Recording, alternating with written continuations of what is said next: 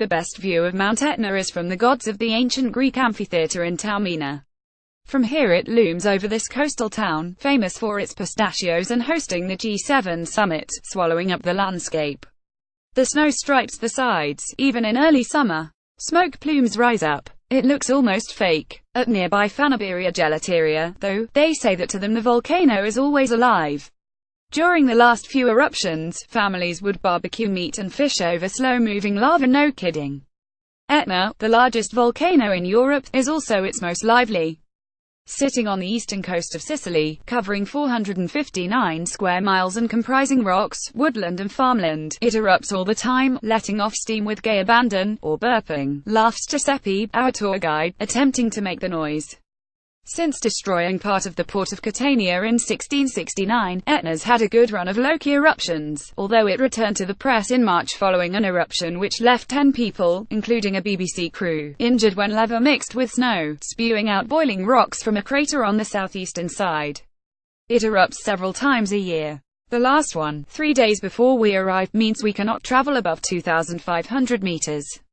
The drive up from Zaffarana historic, functioning and Nicolosi smaller, quainter is looping, but an excellent way to view the changing land. It starts with woodland and small shepherd refuges.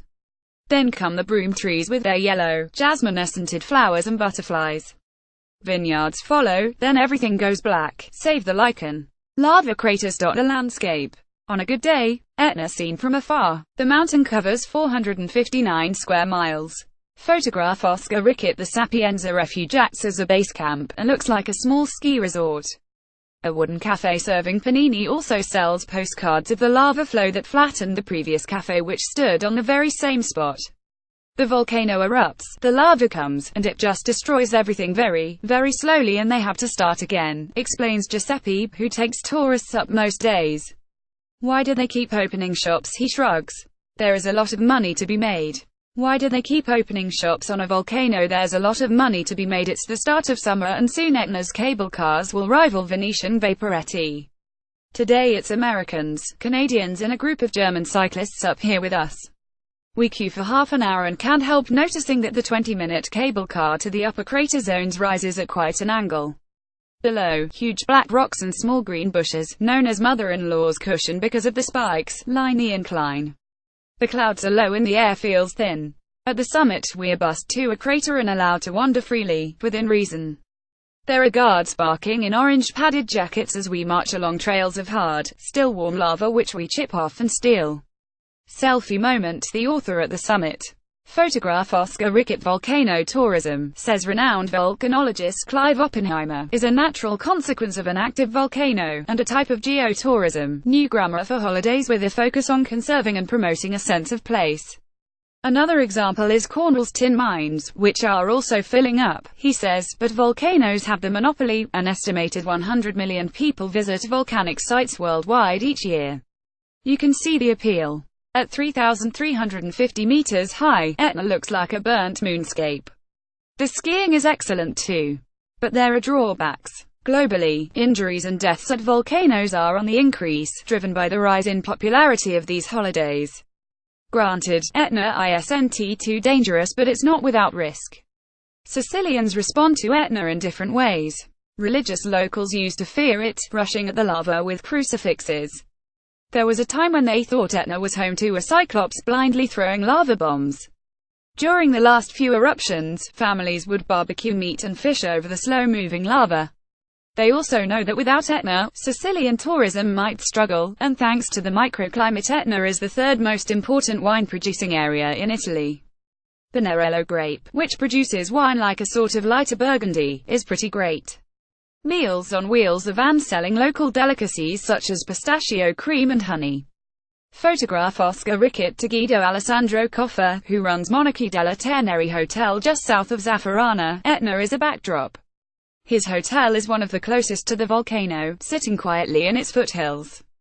Coffa, a former engineer, turned this 19th-century millennial pink monastery into a hotel with a pool. It was once home to priests who used it to store wine.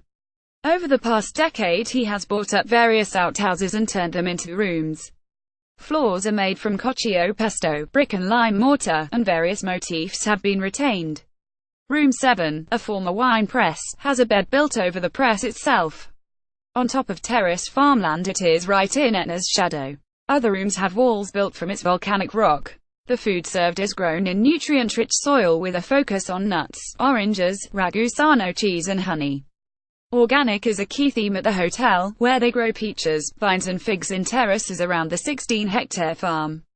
The grounds are discreetly mapped out so that you barely see a soul, and the pool is a geometric dream. All is silent, bar the steady hum of bees. Koffer has plans for the valley, with a keen eye on the need and trend for sustainability. In the next few years he will restore an amphitheater and build a spa. But always there is the uncertainty of the next eruption, when the landscape will be shuffled and reshaped. Lava moves at a glacial pace, like squeezed toothpaste down hillsides, swallowing trees, houses, entire villages. Hail Mary, the Madonna statue at Zaffarana, believed to have stopped the flow of lava in 1991.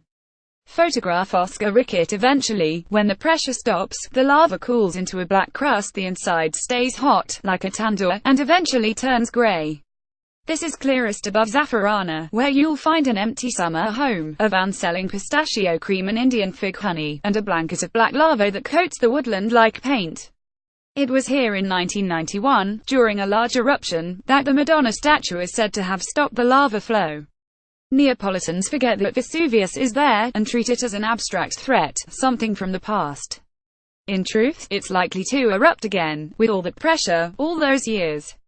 In Lanzarote, where 7 volcanoes erupted over a small period of time covering the northern part of the island, they have played a huge part in sculptural design, landscaping and architecture. Etna, on the other hand, is more prosaic. It is gradually letting off steam. And everyone knows it will erupt again. It's belching as we speak. Still, better out than in. Essentials flights from London to Catania cost from £200. In September with EasyJet. A double room at Monarchy della Tenere Hotel costs from £166 BB, booked through Mr. Smith. For more details about Europcar in Catania Airport, visit europcar.co.uk.